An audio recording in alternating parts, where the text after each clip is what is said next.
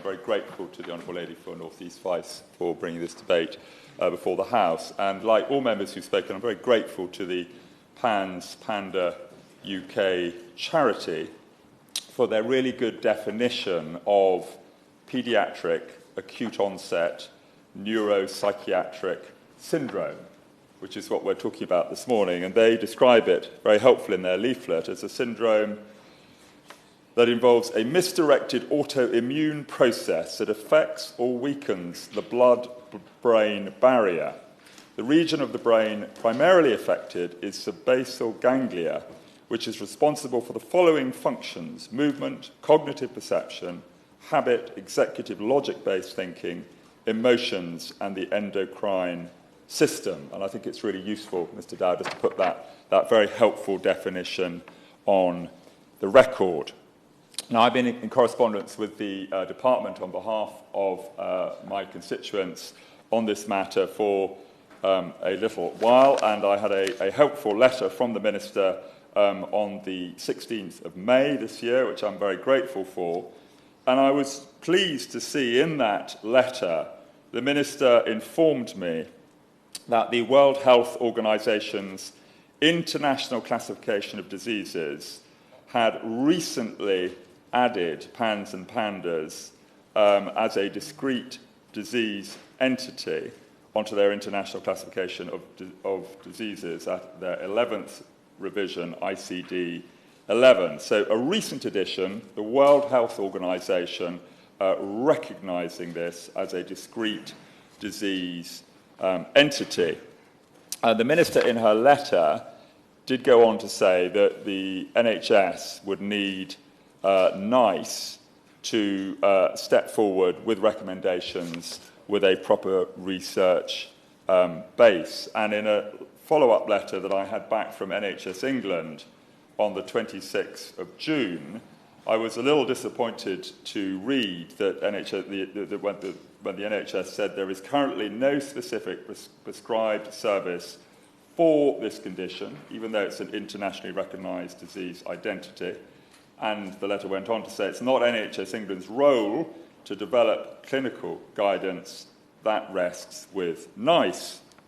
So the helpful House of Commons briefing pack for today's debate draws our attention that there has been a lot of international work on this issue, Mr. Dow. Back in 2013, there was a PANS consensus conference in Stanford, one of the leading universities in America. So that is a decade ago. There was the beginnings of an international clinical consensus. And more recently, in April 2021, there was guidance for the Nordic countries issued, which the link is available on the House of Commons briefing pack. I've read it in advance of this debate, and that covers Sweden, Denmark, and Norway, though I also note there was UK research input to that study, and it's very clear on the definition and the recommended courses of treatment.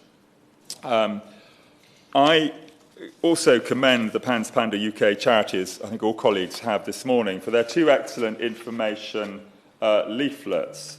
One is entitled GP Information Leaflet, and after this debate I will be sending physical copies of this very good leaflet to all 9 GP surgeries in my constituency. Doctors are very busy people. They did their training a while ago when perhaps this wasn't taught in medical school. They cannot know everything.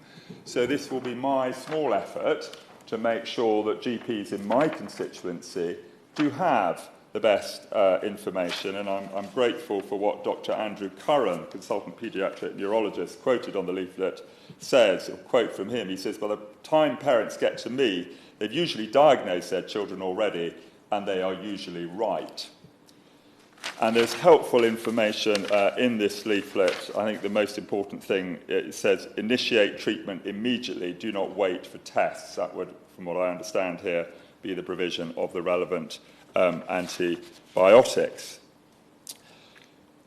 So I also think we need to be aware of the impact on the whole family. The Honourable Lady for North East Vice raised that. There's a further PANS Panda leaflet which gives very good tips on how to support the actual child. It makes the point these children are ill, they're not naughty. Isn't that a terrible thought, that they might have been treated as naughty when they're actually ill?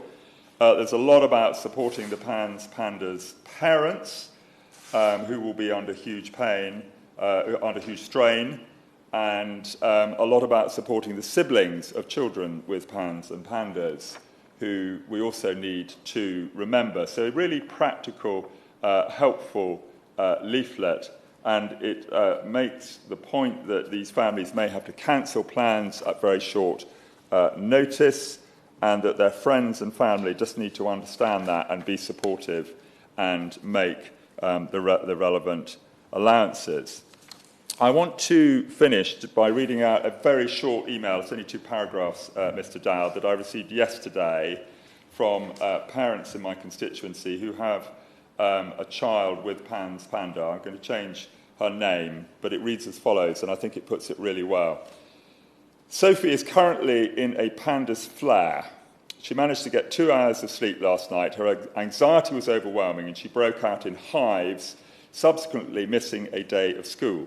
The issue is there's no one to turn to unless the private route have taken, which costs thousands of pounds.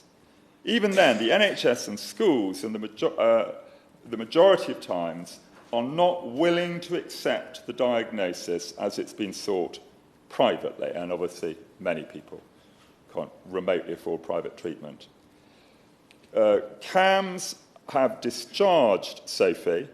There is just no support for these poor children and families suffering with PANS Pandas.